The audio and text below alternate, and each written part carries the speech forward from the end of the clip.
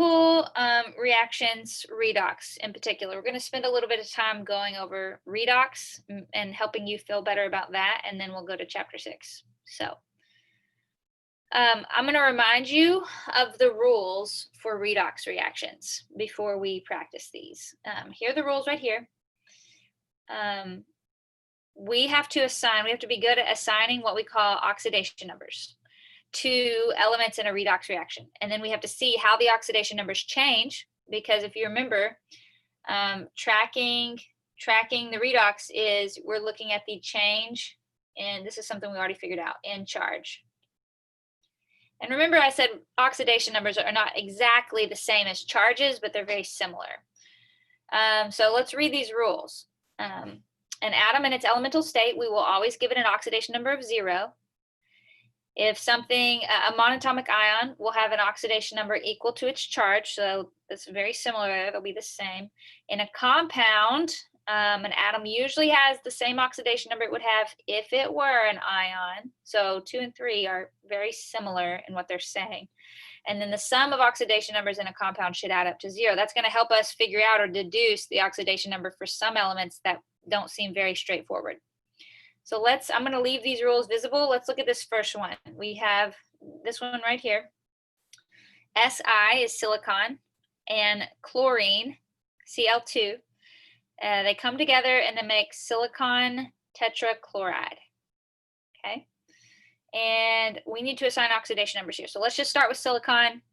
It's an element by itself. So what oxidation number should we give it?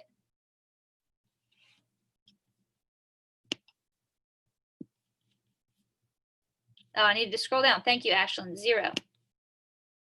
Okay, so we're going to give silicon an oxidation number of 0. And then what about chlorine? Chlorine, it looks like a molecule because it's 2 atoms put together, but it's just a pure element. There's no other element present here except for chlorine. So we're also going to give it an oxidation number of 0. Okay, now we have a compound on the other side. So let's look at the rule that talks about compounds. Number 3. In a compound, we're going to assign oxidation numbers as if we have monatomic ions. Now, some elements, like in groups 4 and 5, and sometimes even in 6, you'll see elements do weird things with their oxidation numbers. But things that are in main group 7, the halogens, they will always be straightforward. Okay, they're always predictable. They will always have an oxidation number of -1.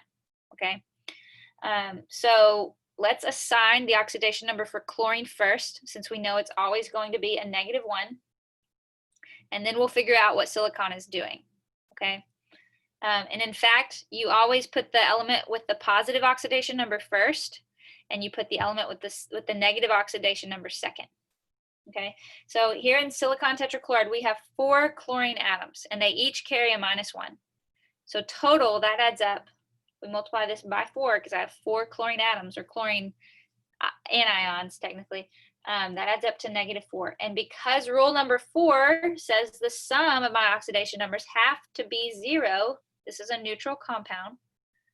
What does silicon have to be? I only have 1 silicon atom, so it has to balance the total amount of negative charge here. Yeah, it's got to be a +4. So I'm going to zoom in. Silicon has to be a +4. All right, so I'm going to erase to kind of clear things up so we just see the oxidation numbers here. These are my oxidation numbers. Now what I like to do is I like to write silicon and chlorine, or any element involved in the reaction, over here on the side. And I like to say, what does it start as initially?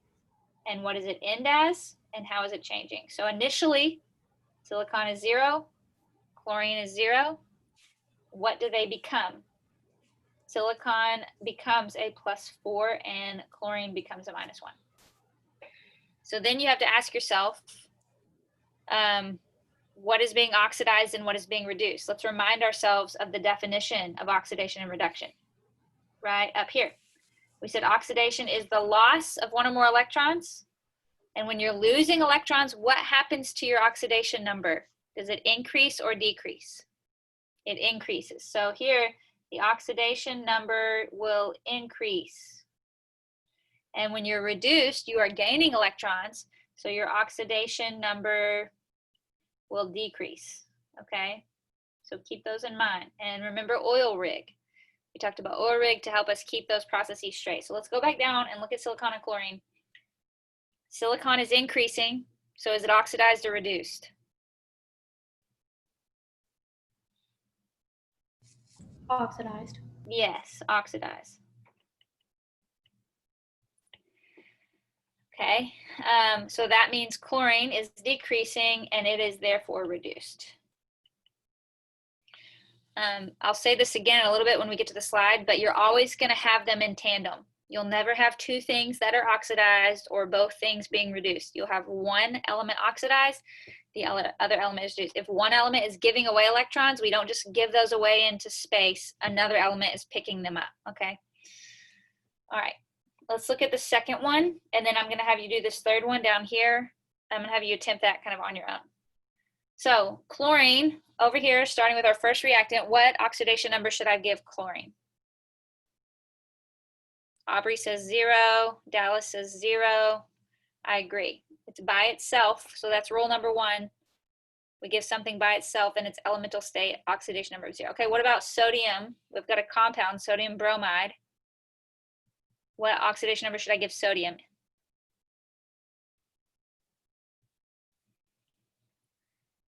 Okay, Kanithi says a +1.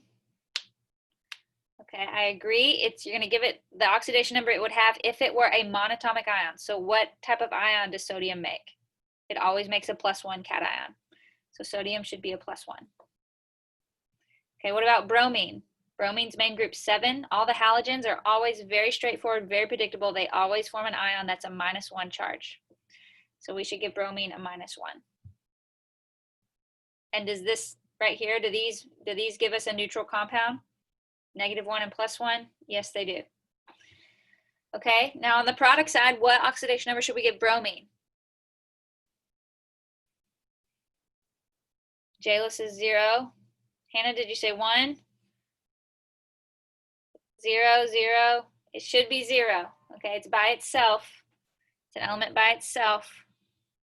All right, and then over here we have sodium chloride. Again, sodium is a +1, chlorine's always a -1.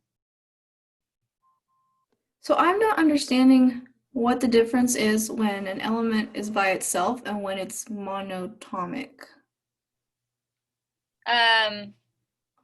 Because I thought bromine would have a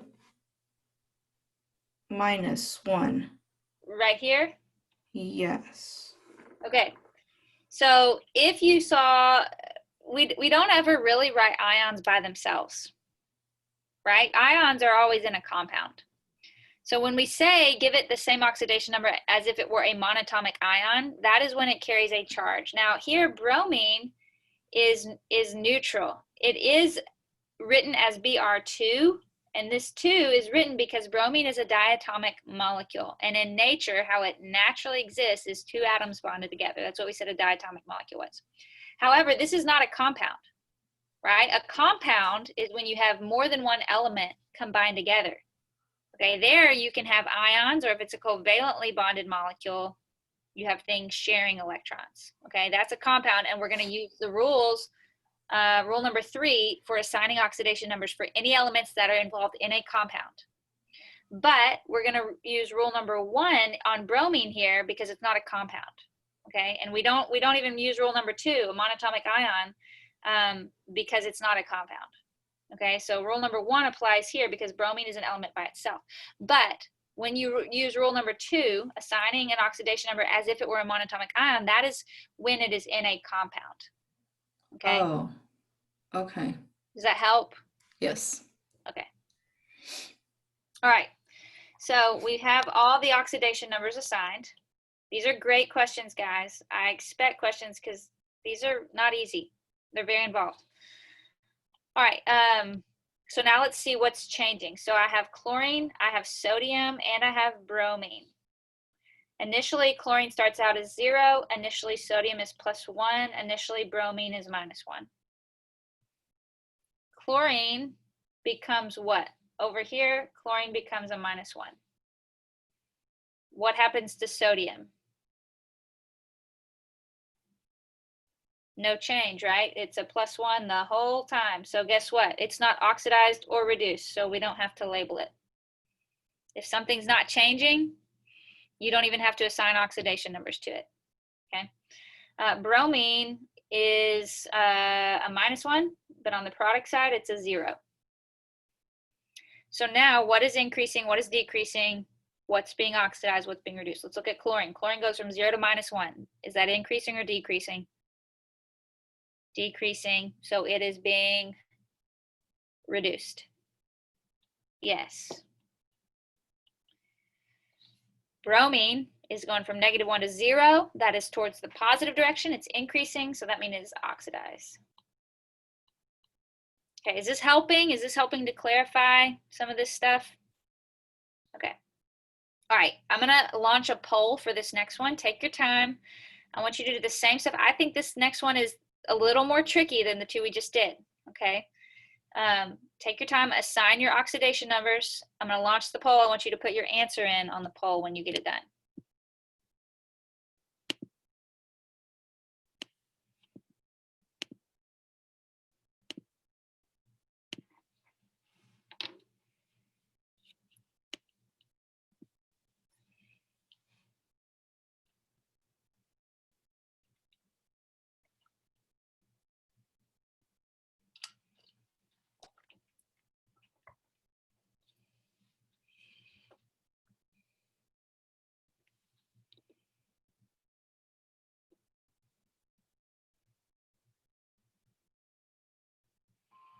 I'm looking at the chat. Kaylin, to answer your question, will you ever just have oxidation in a formula? There will always be reduction and oxidation that occur in a chemical reaction, never one by itself.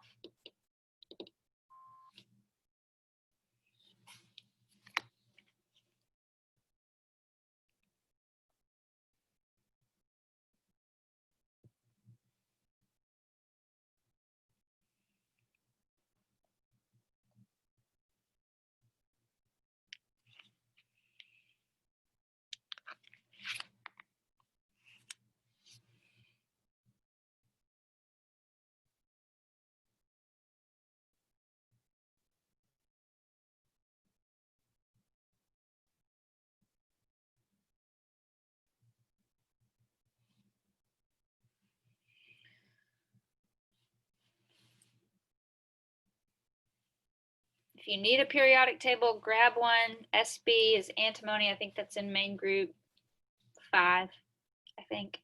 Yeah.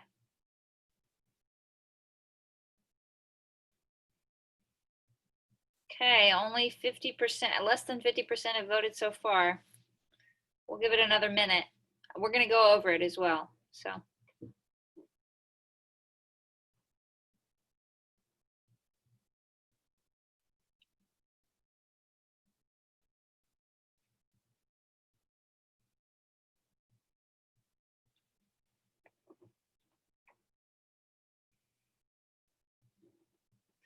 While we're waiting, anybody watch the presidential debate Tuesday night?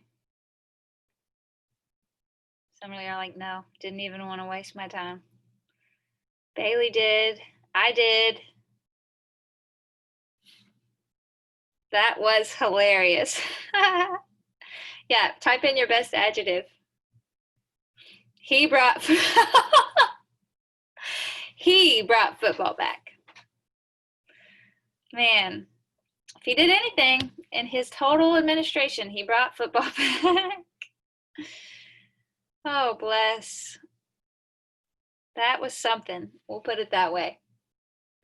It was very interestingly hilarious. If you have a good meme from it, I'm sure there's some out there. I just have not searched them. Just vote, everyone, just vote.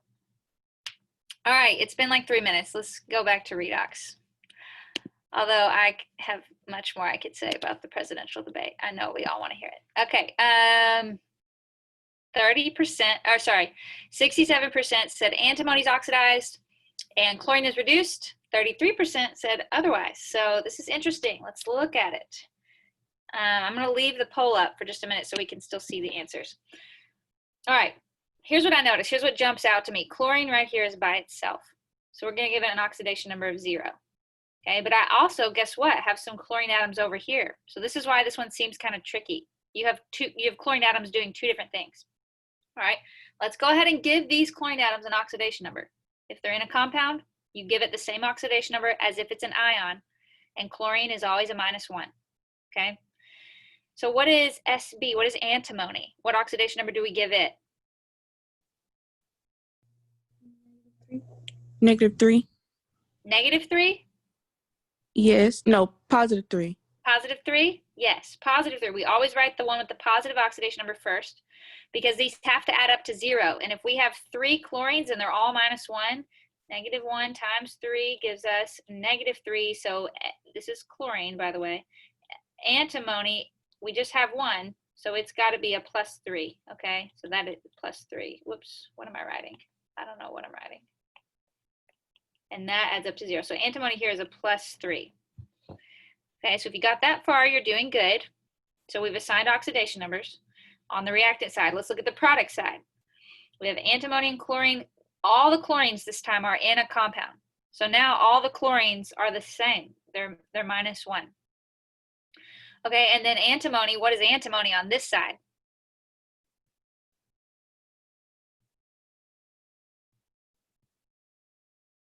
What did y'all give antimony? 5, +5. Okay.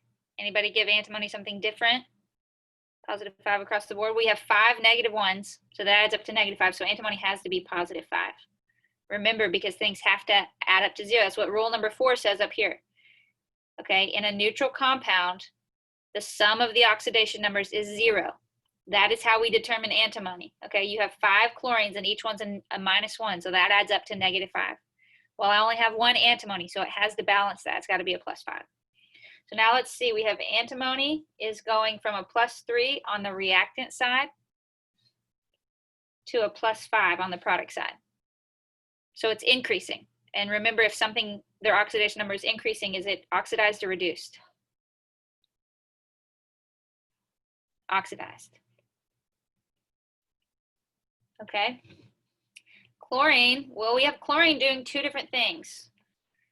Some of the chlorine atoms start out as a -1, the ones that are in a compound, and then they're all a -1 on the product side. So these are not changing, those two. But we have some chlorine atoms that are going from a 0 to a -1. And these are the chlorine atoms. These 2 chlorine atoms are the ones that are reduced.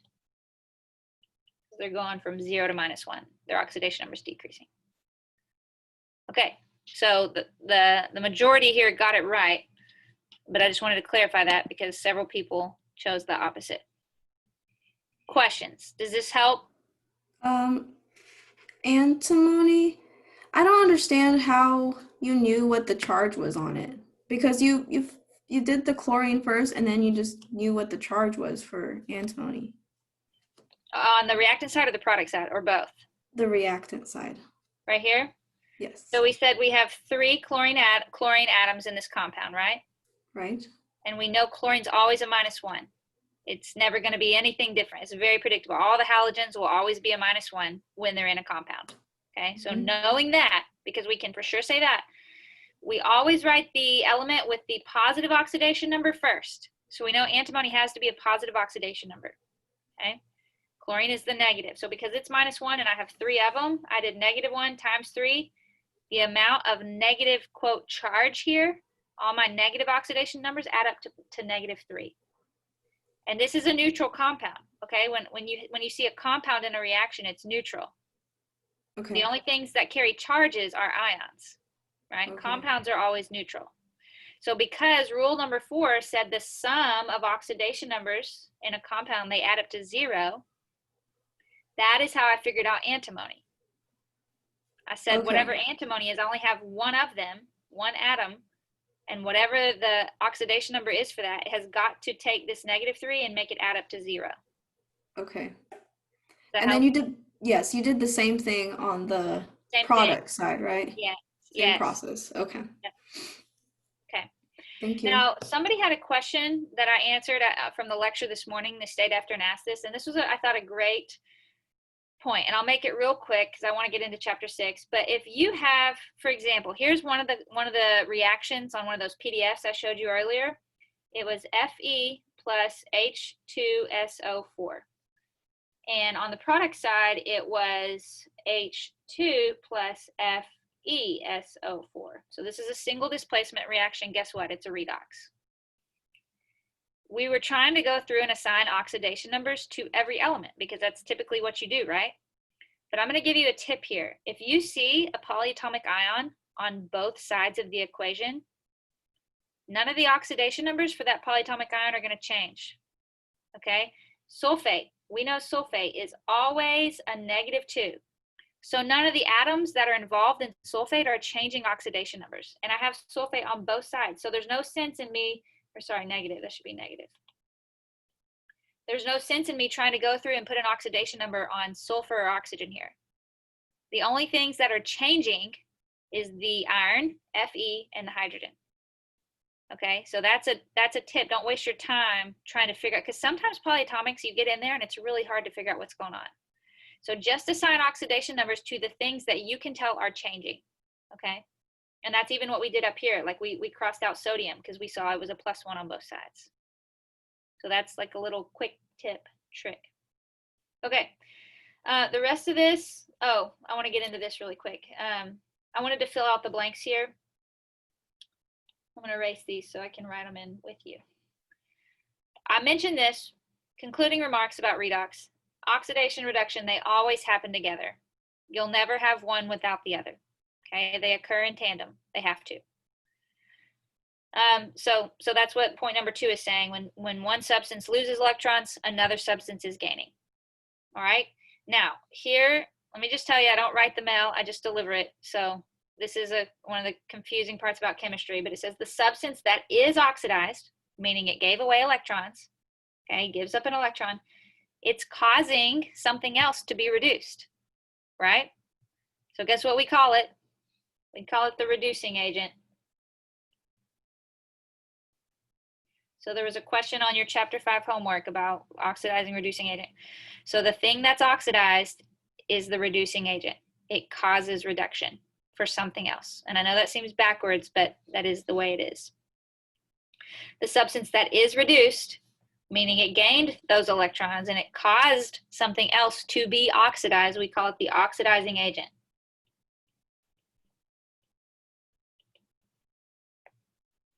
Okay. So I wanted to touch on that because I know that shows up on your chapter 5 homework. This slide right here is just summary. Okay, these are just kind of a summary statements about the oxidizing and reducing agent to help you identify them. So I'm going to move on from that. And then if you didn't have a healthy appreciation of redox before, this is how our bodies respirate and metabolize our food. It's all redox, a chain after chain of redox reactions. So hopefully you guys, even though they're hard to do, can appreciate them to some degree from a health science standpoint. Okay, any questions on this before we jump into chapter 6? Okay, I hope this was helpful. All right, chapter 6. Right here. Okay. So new lecture here. What's exciting is that we get to talk about a new hike. And I think all the hikes from here on out are hikes in Arkansas. So I'm done with our Grand Canyon and our Nashville hikes. I'm going to share some stuff we can actually go do around the state. So these pictures are a hike called Indian Creek, or it's also known as Eye of the Needle. These are, if you leave Conway and drive for about an hour and a half towards Ponca, the Buffalo Outdoor Center, Buffalo River area, you'll be heading in this direction. So has anybody ever heard of Kyle's Landing? It's a popular campsite. A lot of people, if you go float the buffalo, you'll put in and get out get out at Kyle's Landing. You can camp there. Well, the trailhead for this hike is at Kyle's Landing. And so it's a down and back trail, and it takes a decent amount of time. But eventually when you get close to the end, you see this cave here that I'm kind of outlining, and they call it Arkansas Cave. It's kind of like a backwards Arkansas. If you inverted that, maybe you could see how it looks like Arkansas. You can't get into it. You can't access it because there's like some bat species in there that they don't want people to mess with. but it has this pretty waterfall coming out of it. It's not really that big. But if you also look to the right, so if you're standing here looking at Arkansas Cave and then you look to your right, you'll see this other waterfall. That's my husband. I made him stand there so I could show you how big the waterfall was. And then you'll see these waterfalls. Well, then you have to do some vertical climbing. So make sure you wear appropriate shoes. And if you have like a dog you want to bring with you, the dog may not be able to do the next part, okay? But there's some ropes, you'll do some vertical climbing, and then eventually you'll get out to the grand finale, which is this beautiful rock structure. So this is Eye of the Needle. I'm kind of going to outline what they're calling the needle. And to show you how big it is, it's actually really big. So that's me right there. I would bring your lunch. You can eat lunch there, but this is a down and back kind of hike. So once you get here, you just turn around and you hike back.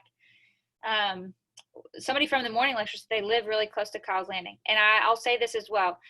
Don't drive it if you have like a Prius, okay? You want a car that can get down to Kyle's Landing. The road, the trail from like the road down to the campground is quite a terrain. So potholes, it's better than it used to be. They've done some work on it, but don't drive a car that sits very low. You'll need something that can handle a little off-roading. But this may be my favorite hiking trail in all of Arkansas so far. So I highly recommend it. Okay, let's get into chapter 6. We're going to talk about mole mass relationships. And if you've taken a chemistry class before, you might have heard the term mole, okay?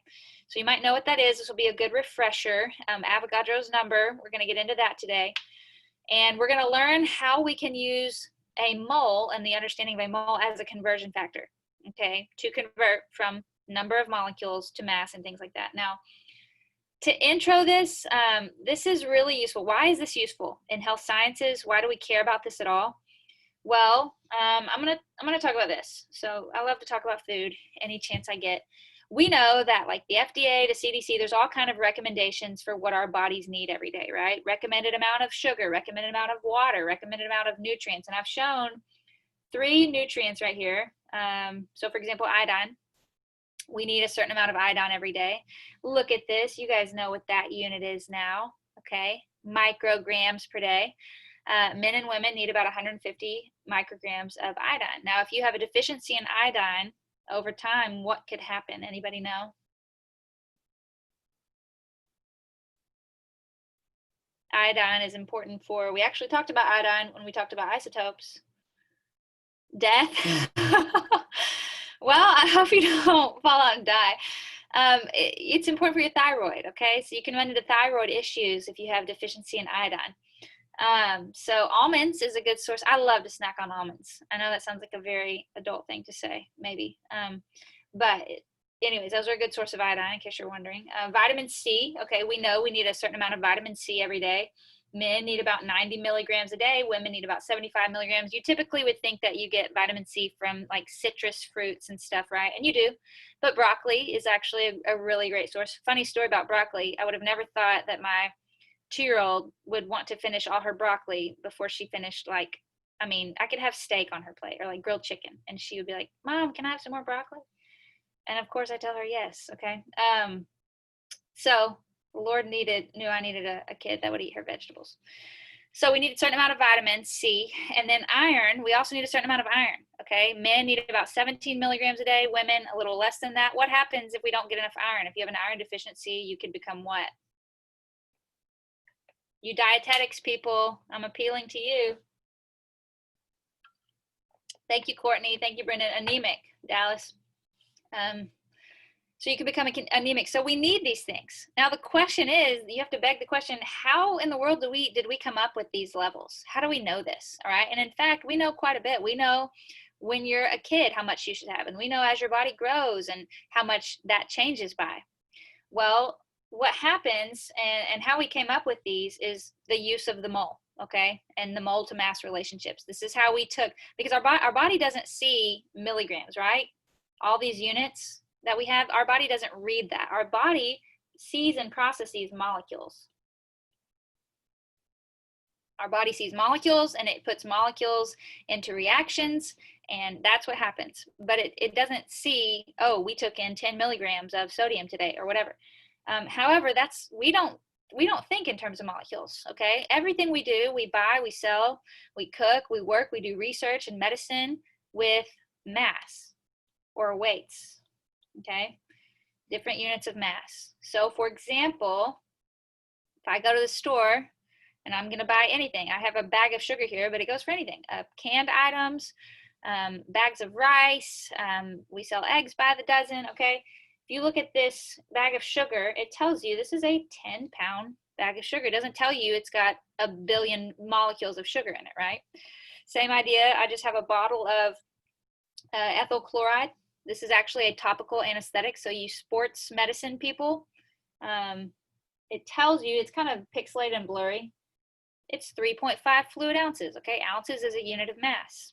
So this is how, these are the terms we are trained and we grow up thinking and communicating in. We don't communicate with molecules, but that's not how our body works. So we have to have a way to convert from molecules to mass. And this is critical for this is where the mole comes in, all right? So the mole was developed to relate number of molecules to mass, all right? Now I want you to think of the word mole the same way we think of the word dozen, okay? So the mole is kind of the middleman. We will define how many items are in a mole. In fact, some of you may know. It's a very, very large number, much higher than 12. But we will also be able to determine for each particular substance how much, what kind of mass, how much of that molecule is in a mole, all right? So it's going to be a lot of information today, going to be good stuff. So to do this, we need to know two things. We need to know a molecule's molecular weight,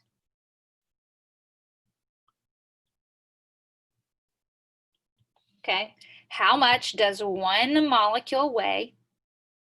And then we also need to know how many molecules of a given substance are in a certain mass, all right? And that's where Avogadro's number is going to come into play because of the mole. So let's talk about molecular weight for a second. How do we figure out how much a molecule weighs? And how do we do that for every single molecule? Well, all we have to do is we have to find the sum total of the atomic mass or weight. Okay, you can write mass or weight of every atom in the molecule. Now, where do we go to find how much an atom weighs? Do we have that information anywhere? Get your periodic table, gonna need it. We can go to the periodic table. In every square, for every element at the bottom, under the letter or the symbol for that element is the atomic mass for that element, okay? Depending on the number of protons and neutrons, blah, blah, blah. Oh, by the way, remember how we have covalent molecules and we have ionic compounds? We use different terms. If it's a covalently bonded compound, we call it a molecular weight. And if it's an ionic compound, we call it a formula weight, okay? Let's go back to this ethyl chloride, bottle of ethyl chloride, this topical anesthetic. It's a spray anesthetic. We have this is how you make it, by the way. So we have C2H4 and we have hydrochloric acid, HCl. How do you say C2H4, by the way? If I had you name it, it's a binary compound. Anybody remember how to name this?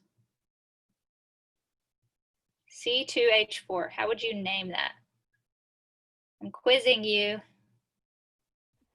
Bicarbonate tetrahydroxide. Tetrahydroxide, tetrahydrogen, it's not tetrahydroxide. Hydroxide is OH. It's not tetrahydrogen. Anybody know what it is? It is dicarbon. Okay, there's the prefix for the number of carbons. So you do prefix, name the element, and then you do prefix tetra for 4. Hydride. Remember, you changed the ending to IDE. Or like dicarbon tetrahydride, okay?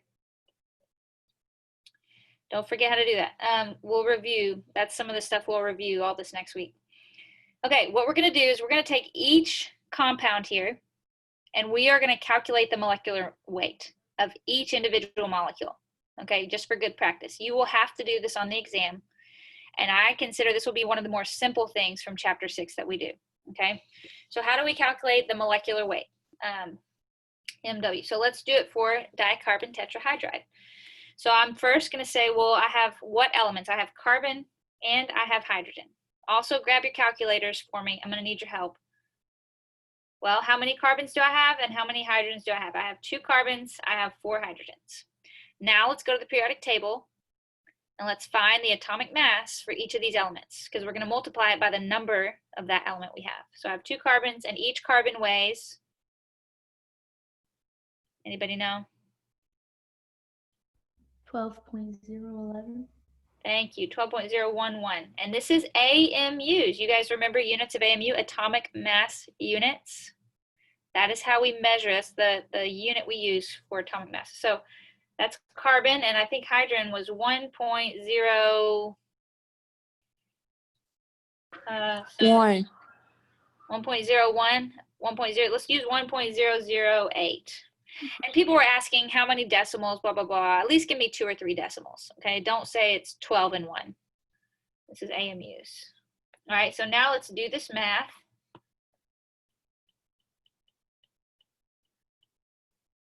For each one.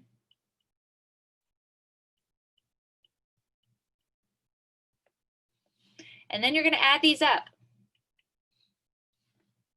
to get the total mass of the molecule. We've accounted for every atom, and we've accounted for the total number of each atom.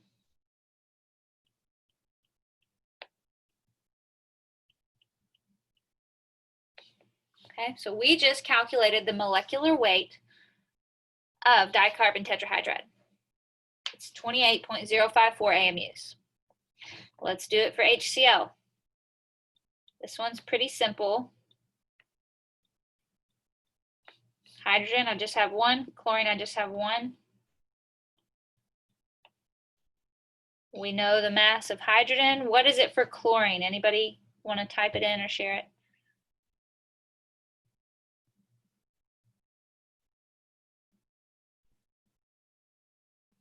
35.45. 35.45. Okay.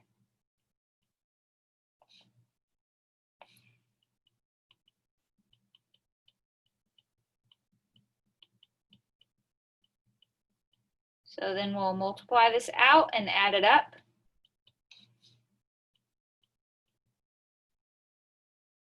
Is that right? If I'm wrong, tell me. I'm just doing it in my head over here. All right, so that's what I got for HCl, 36.458. Now let's do it for the ethyl chloride. We have 3 elements here, carbon, hydrogen, and chlorine. This one should weigh the most, right? Because it's all the atoms put together.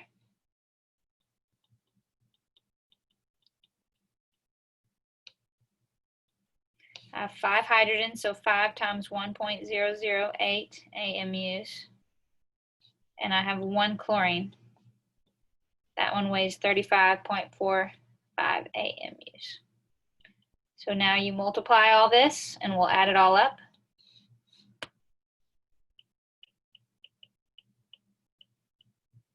So carbon is a total of 24.022 AMUs.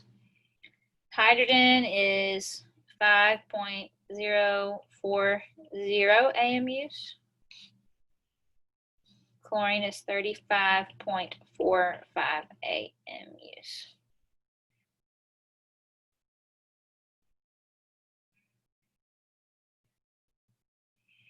So let me add it up. So who has a calculator? This is old arithmetic. Why do we not do math this way anymore? Anybody have it? Should be 2, 6, about 1, 5. Did I get it right? 40. Did I get it right?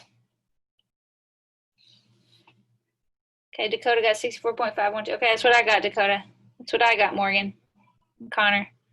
Thank you, thank you, thank you, everyone. Okay, good deal. So this is how you calculate molecular weight. And you can see for every molecule it's different. Why? Because there's a different number and kind of atoms involved. So every molecule has a unique molecular weight depending on what atoms and how many of each kind of atom are involved. So this slide right here is a summary. This table is a summary of what we just did. And you'll probably notice the numbers are slightly different, may have used different decimals or rounded differently. But these numbers down here are similar to what we just calculated. However, we are talking about molecules and units of mass now, right? AMU. But AMU is still way too teeny tiny, okay? We don't communicate in our culture with units of AMU. So we need a unit that we understand. Okay, so what if we just mark that out and write in grams? Is that legal to do? What if we did that? We understand grams as a unit of mass way better. It's the base unit of mass. And if we do this, okay, if we say, well, we don't just have 28.062 AMUs of dicarbon tetrahydride, we have 28.062 grams. All right, and if we did that for every molecule, what happens is we've just defined what a mole is. Okay, we've just defined what a mole is. So I'm going to read this statement in red. Hopefully it will help click what I just said, because this is some very abstract stuff. We don't see molecules. A mole is it's a real thing, but something we define. So in red down here, it says when a substance weighs numerically the same in grams as its molecular weight, and that's literally just what we did. We didn't change the number, we just changed the unit. Okay, then what happens, the number of molecules present is called a mole. And we abbreviate a mole as MOL. We have just defined a mole, okay? So if I have 28.062 grams of dicarbon tetrahydride, I have 1 mole of dicarbon tetrahydride molecules. So the question now is, well, how much is a mole? How many molecules of this is in a mole? And that's what we're about to answer, okay? Now, I'm gonna actually go down to the next slide. I think if we fill out this table, this will give you more of a comprehensive understanding. It'll help it click. So we're going to fill this out and we're going to define, again, we're going to look at a mole and now Avogadro's number. So we have these 3 molecules for this same reaction. We've defined their molecular weight, how much 1 molecule weighs, and then we said, what if we have that same amount numerically in grams? So if we have all the same values numerically in grams, we said that equals 1 mole of all these substances. Okay. And then up here in red, it says the number of molecules present. We call it a mole, but the number of molecules present is Avogadro's number. So if you've ever heard of Avogadro's number, you may know it's anybody know what Avogadro's number is? So AMU and grams are interchangeable. Kaylin, AMU and grams, I need to be careful here. It's not that they're interchangeable. They're 2 different units.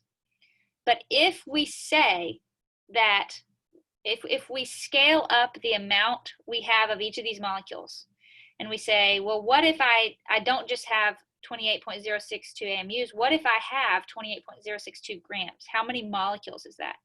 And when scientists began to look at this for every molecule, they found some things we could define. They began to define things like a mole and Avogadro's number. So I don't want you to think grams and AMU are the same unit. They're not. AMU is much, much smaller. But we're defining it with grams for a purpose so that we can begin to understand this idea of a mole, okay? I don't know if that helps, but I think it will help when we come down here and do this table. Aubrey said 6.022 times 10 to the power of 23. You guys remember that number? If you've had chemistry before? That is correct, okay? We'll look at how big that number is in just a second, but that's gonna help us fill out this last column.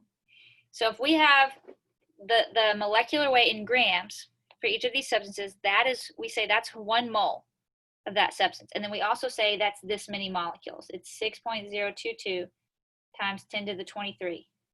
And that's across the board. Because that is how many molecules,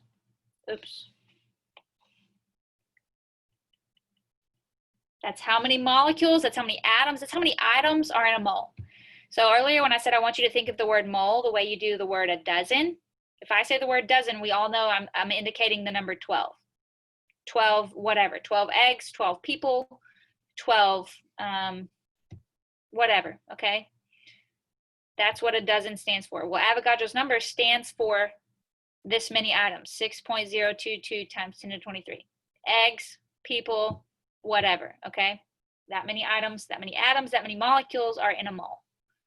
So let's look down here. A mole is the amount or quantity of a substance whose mass in grams is numerically equal to its molecular weight. So I think I've said that multiple times now. Hopefully that is clicking. Okay, that's what these two columns represent. And then Avogadro's number is the number of molecules or atoms, okay, or items, period, in a mole. Okay. Now, I love this next slide because you're wondering, how big is this number? It's hard to wrap our head around. 6.022 times 10 to the power of 23. How did they come up with this? Well, I'm not going to tell you how they came up with it because that's just beyond us. But this is how big it is. If you take the time to write out all the zeros, it's massive, okay? I love how they labeled this in the book. Average college tuition in about 15 years is going to be way dated. So they're in the tens of thousands, right? Spot here. And I said, AKA, this is known as the average student loan debt, right? Unless I just found out, so one of my best friends went to Belmont. Anybody know where Belmont University is? It's in Nashville, Tennessee. Vanderbilt is there, but Belmont is there. Guess how much tuition per semester is at Belmont? Just guess. It's $80,000. And that's not a year, like that's per semester.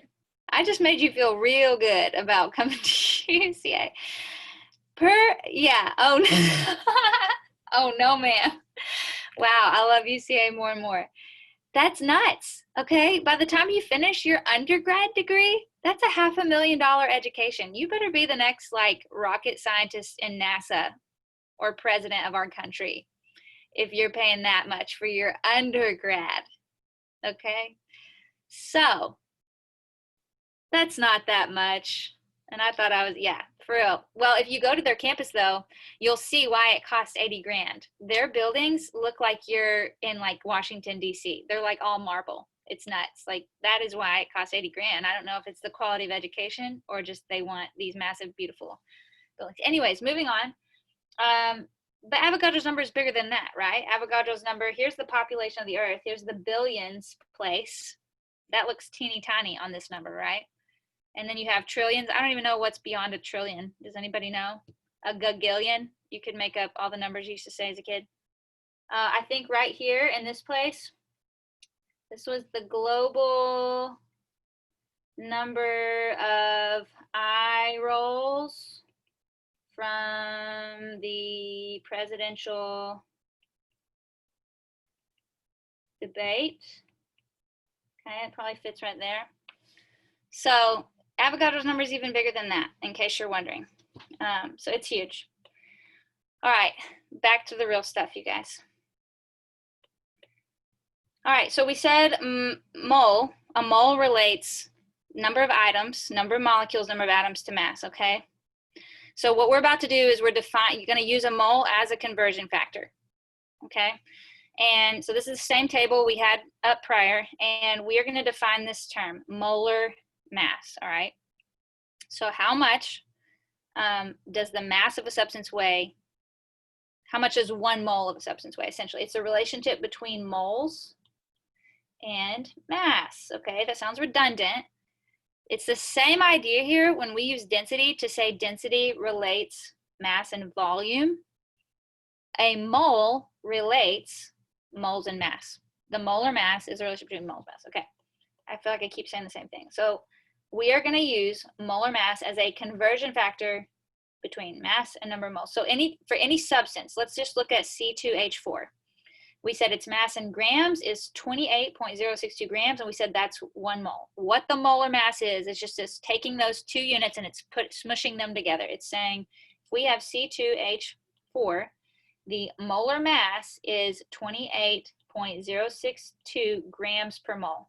Okay, we just write it with both of the units put together. Okay, that's just saying 28.062 grams equals 1 mole. Okay, but because we're writing it this way, now we can use it as a conversion factor, and you can do that for any substance. Okay, so we're going to use those in some word problems here in a little bit. Same idea, Avogadro's number, it's a conversion factor between moles and number of molecules. So Avogadro's number, and we abbreviate, I don't know if you saw the abbreviation earlier, they abbreviated N with a little a down here. Avogadro's number says 6.022 times 10 to the 23. We'll just write molecules. Okay, remember it can be atoms as well, per mole. Okay, that's per mole. So these are now conversion factors.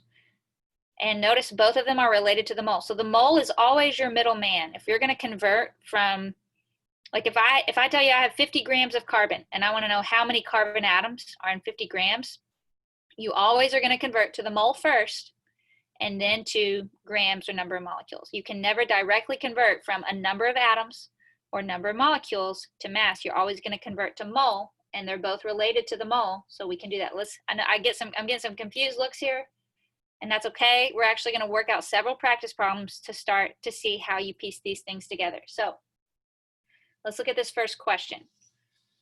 What is the mass of 6.022 times 10 to the 23 carbon atoms? What is the mass of 1 mole of carbon atoms? Okay. Well, if I ask you what is the mass of 1 carbon atom, can anybody tell me that? The mass of 1 carbon atom, we actually used that earlier when we were calculating. Yes, 12.011. So 1 carbon atom is 12 AMU. So how much does 1 mole of carbon atom weigh?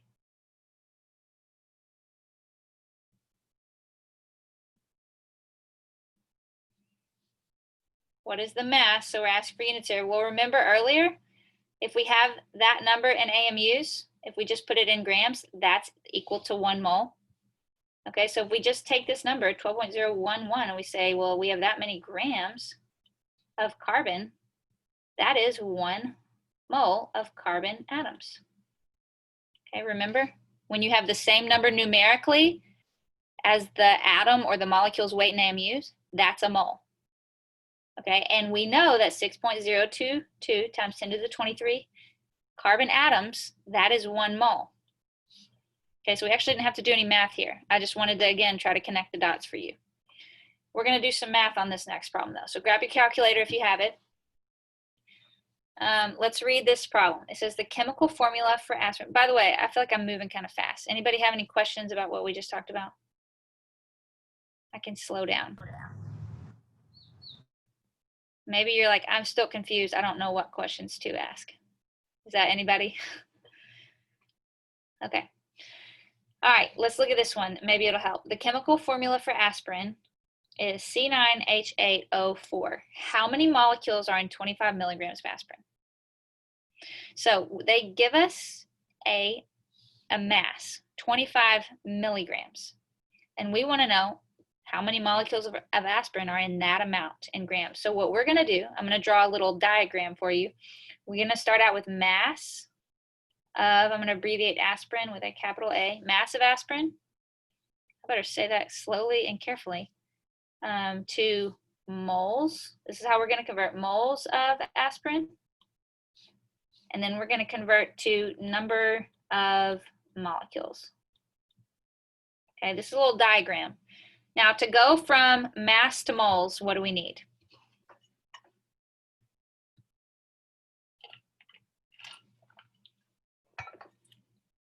If you're reading right up here, you're reading the right thing. We need the molar mass, because remember, a molar mass is a conversion factor between mass and number of moles. So for step number 1, we're going to calculate the molar mass of aspirin. We're going to use that to convert from mass to moles. Once we have moles of aspirin, step number 2, we are going to use Avogadro's number, I'm going to abbreviate again, to convert from moles to number of molecules. Okay, so this is the setup. So let's do part number 1. Let's get the molar mass of aspirin.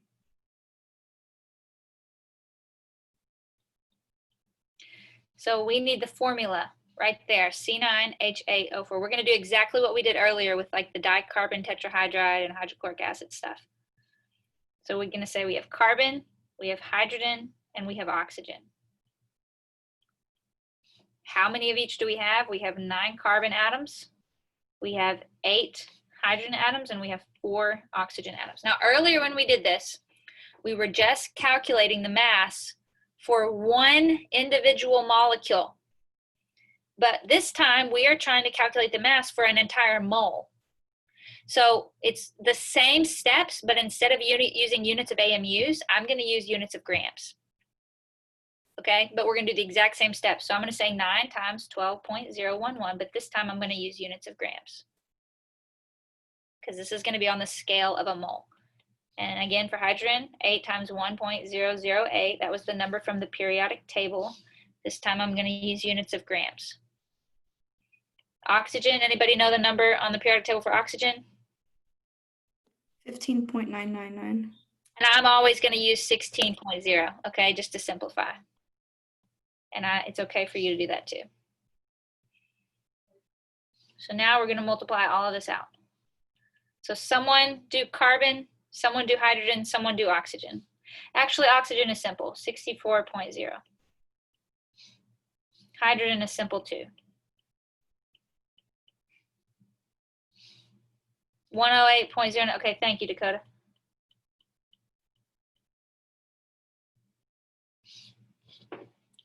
Okay, now I need somebody to add them all up.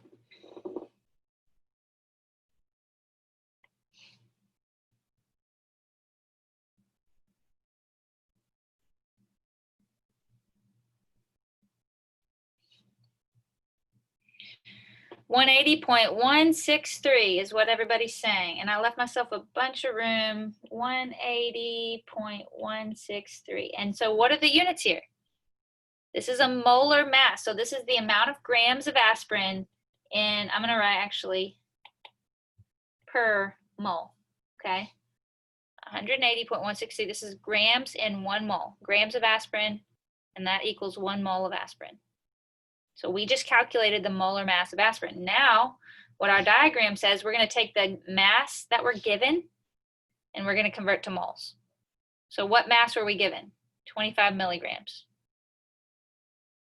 So I'm leaving myself a lot of room here.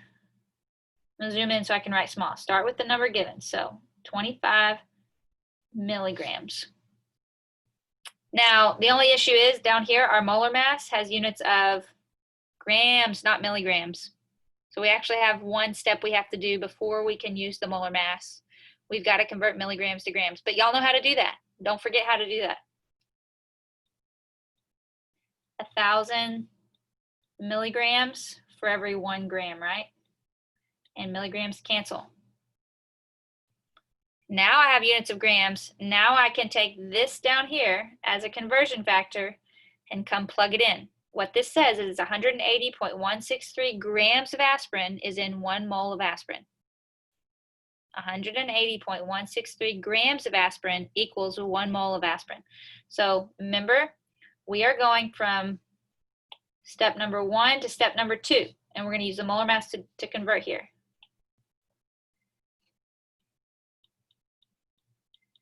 I'm going to plug in grams on bottom, and that is equal to 1 mole of aspirin. This was aspirin. So you see how grams are going to cancel out?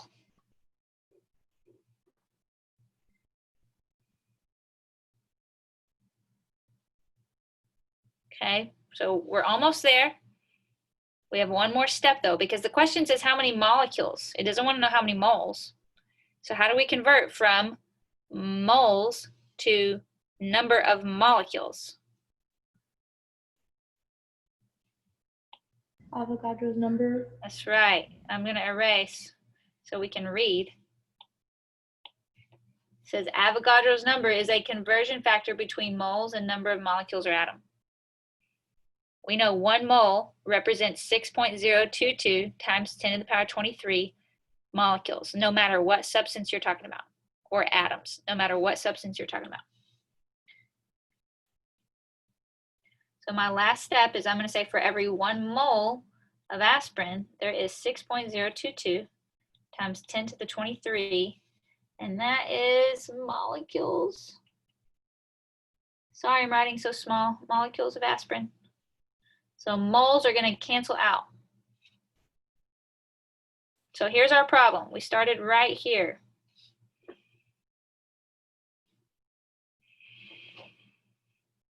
So now you do the math. You do 25 divided by 1,000. Then you divide by 180.163. Then you multiply by 6.022 times 10 to the power of 23. 8.356 times 10 to the 19. Did I get that right, Aubrey? Anybody else get that? And that is going to be molecules of aspirin. Okay.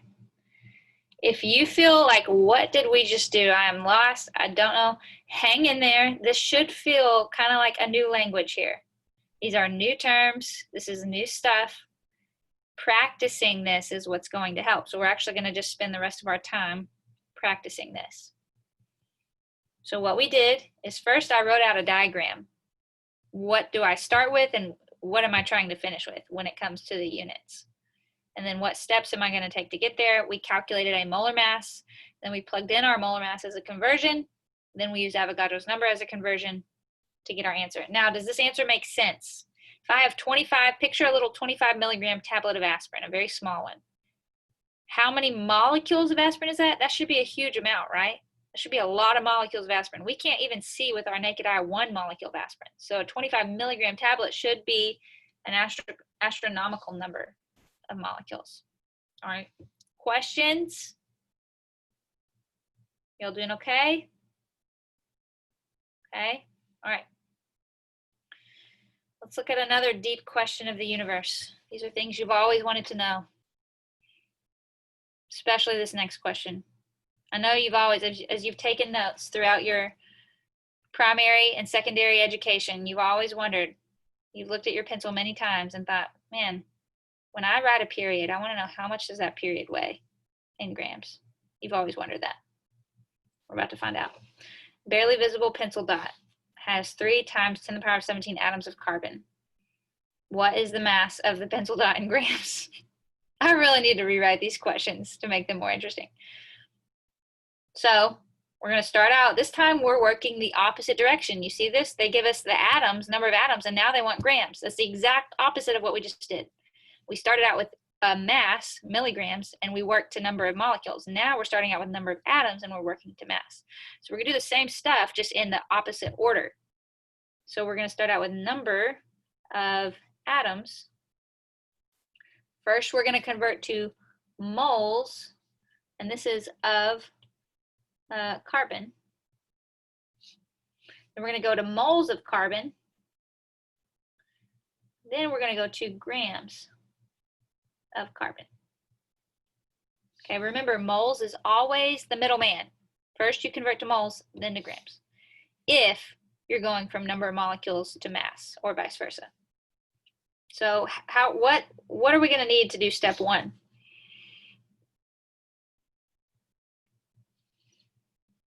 We're going to need Avogadro's number. Number 2, we are going to need the molar mass of carbon. How much does 1 mole of carbon atoms weigh? Which we already answered up here. 1 mole of carbon atoms. There's how much it weighs. There's the molar mass. So we don't even have to calculate anything this time. So start with the number of carbon atoms. 3.0 times 10 to the 17th atoms of carbon. Now we're going to use Avogadro's number. And we're going to go from atoms of carbon to moles of carbon. And we know that 1 mole of carbon is 6.022 times 10 to the power of 23 atoms of carbon. So you see how atoms of carbon cancel?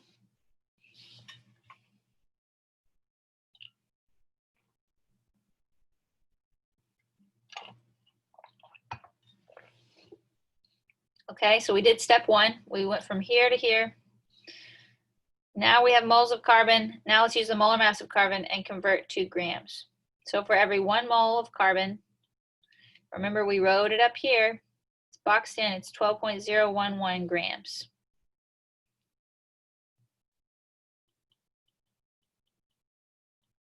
And moles of carbon should cancel out.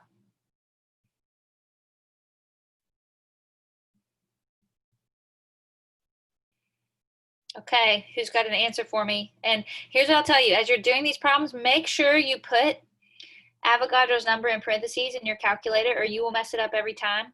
What you'll do is you'll end up dividing by 6.022, but your calculator will multiply by 10 to the power of 23. You don't want to do that. You want to divide by the whole number. So just save yourself the heartache and points on your exam and put it all in parentheses. So 3 times 10 to the power of 17 divided by Avogadro's number times 12.01. How much does that pencil dot weigh?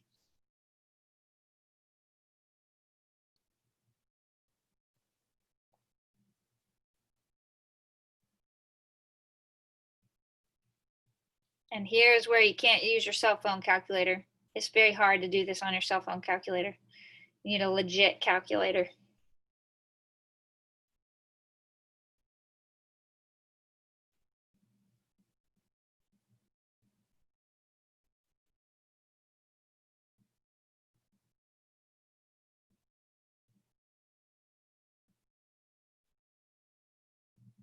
Anybody got an answer? Point. Oh, Dakota, you're gonna make me count all those decimals? 1, 2, 3, 4, 5, 6. I got 5.98 times 10 to the negative 6. Dallas, did you mean to the power of negative 6? There you go. Morgan, you should have an exponent on that. Yeah, thank you, Angela. Okay, and the unit there is grams. Okay, now does this answer make sense? 5.98 times 10 to the minus 6 grams. That's not very many grams, right? That's okay, Dakota. So that makes sense because a pencil dot doesn't weigh very much. So, okay, well, we have used every minute of lecture today. There's still more questions. We'll pick up with this stuff on Tuesday. And we'll finish the content on Tuesday, and then we'll have lots and lots of time to review chapters 4, chapters 5, chapter 6. So y'all focus on the chapter 5 stuff that needs to be done by Sunday. And then next week I'll post the chapter 6 homework and we'll just spend time reviewing. If you have any questions, I'm going to stick around. Feel free to hang out and ask questions on anything you have, homework stuff, whatever. But other than that, y'all have a great weekend.